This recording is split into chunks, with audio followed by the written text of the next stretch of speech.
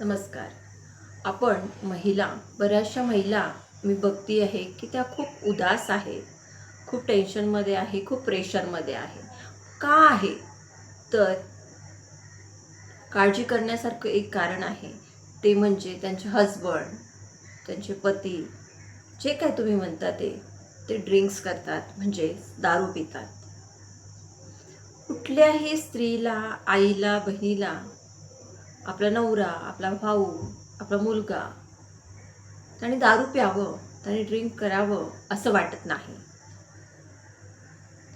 त्यातही महत्त्वाची भूमिका जी येते ती म्हणजे एका बायकोची.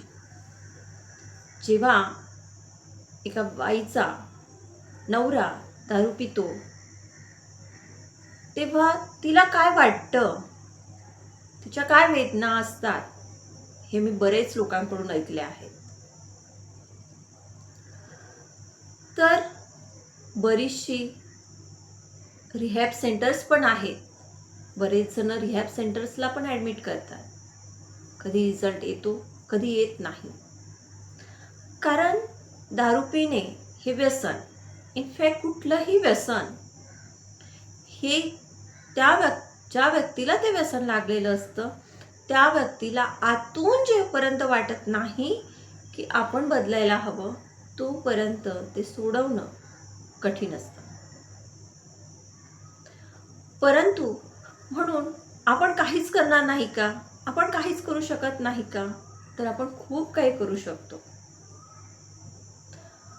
त्यामध्ये आपल्याला पहिले जाणून घ्यायचं आहे की तुमचा पती हा कुठल्या कॅटेगरीमध्ये येतो. यामध्ये सुद्धा 2 कॅटेगरीज आहे ड्रिंक करणाऱ्याच्या. काही लोक ऑकेजनली ड्रिंक करतात, म्हणजे वर्षातून एखाद्या वेळेस किंवा वर्षातून 2दा. तर त्या लोकांना आपण किंवा रिहॅब सेंटरच्या भाषेमध्ये किंवा ॲडिक्शनच्या भाषेमध्ये त्याला तो ड्रिंक ॲडिक्टेड आहे असं आपण म्हणू शकत नाही.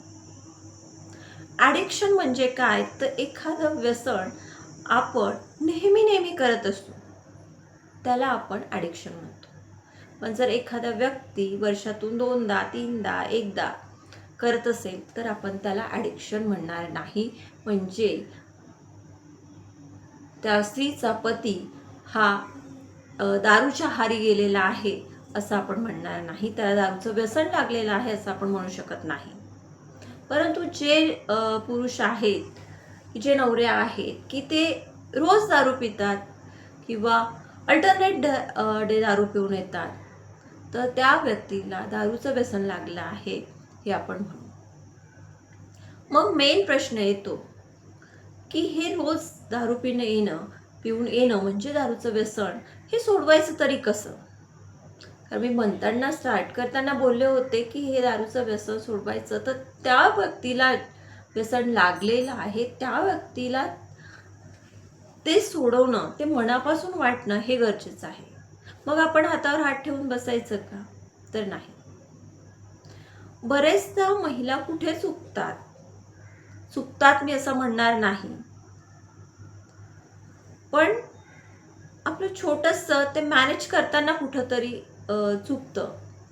की बरेचदा नवरा दारू पिऊन घरी आला की आपण त्याला खूप ओरडतो, पण त्याने काय होतं? भांडण होतं, आपली मानसिक स्थिती बिघडते. त्यावेळेस काय करायला हवं? आणि जो व्यक्ती दारू पिऊन आलाय, जो व्यक्ती नशेत आहे, त्याला तुम्ही कितीही काही सांगितलं, कितीही ज्ञान पाजळलं, तरी ते त्याच्यापर्यंत पोहोचणार आहे का? आणि आपण विचार करू की ते पोहोचलं तर ते किती त्याचा परिणाम होणार आहे? नाही, 0. मग आपली एनर्जी आपण तिथे का घालवावी? तर आपण ज्या वेळेस तो व्यक्ती कधी शांत असतो, कधी तो आनंदी असतो, 24 आवर्स तर नाही किंवा रोजही नाही, तर ज्या वेळेस आपला पती शांत असतो, त्याचा मूड खूप छान असतो, आनंदी असतो, वातावरण छान असतं, त्यावेळेस हा विषय तुम्ही काढा.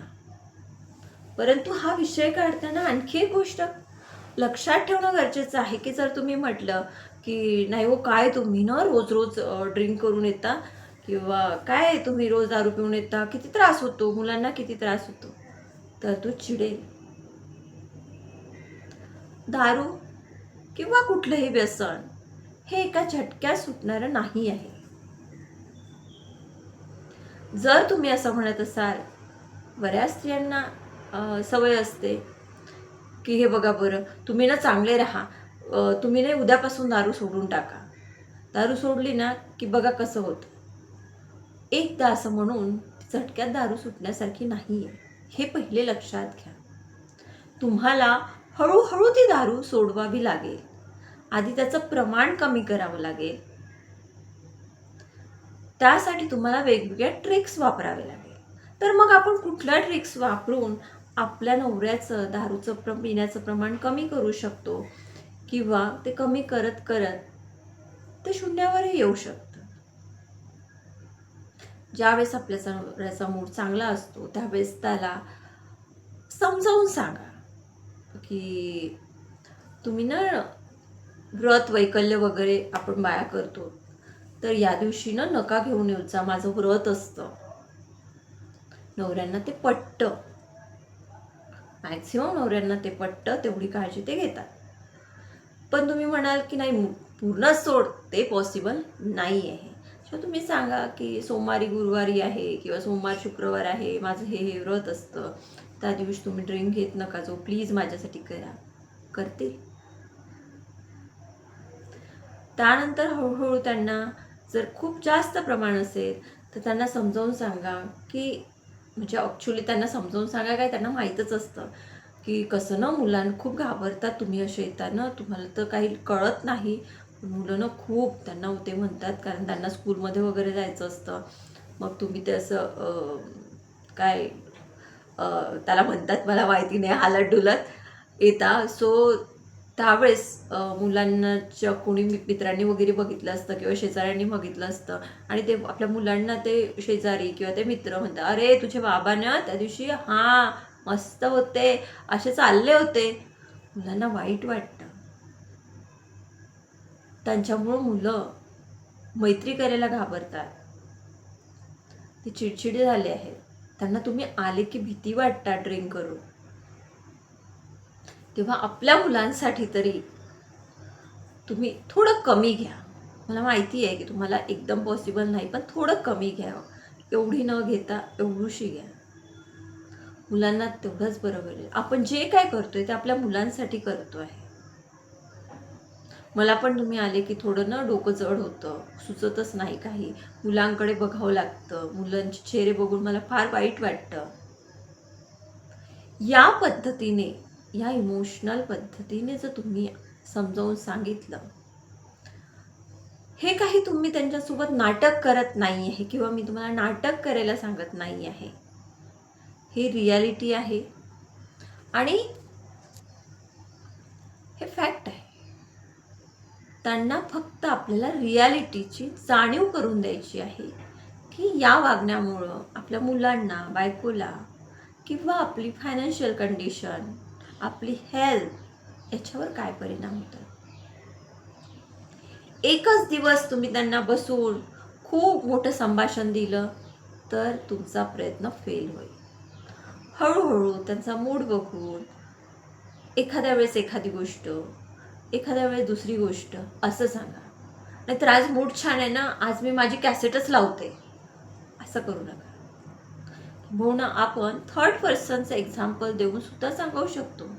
ओ ती माझी मैत्रीण आहे ना, तिच्या जावेचं समथिंग व्हॉटेवर या तिची मैत्री, तिचा नवरा खूप ड्रिंक घेत होता म्हणते आणि मग डॉक्टरकडे गेला, पोट दुखत होतं तर त्याचे लिव्हर खराब झाले म्हणते, त्याला एवढे छोटे छोटे मुलं आहे, आता काय त्याचा जॉब पण गेला काय नाही. त्या मुलांकडे बघून इतकं कसं तरी वाटत होतं, तिने मला सांगितलं. तर यासारख्या गोष्टी जर तुम्ही इनडायरेक्टली आपल्या हजबंडला सांगितल्या आणि समजावून सांगितल्या तर हळूहळू त्यांची एक विचार करण्याची मध्ये चेंज होईल.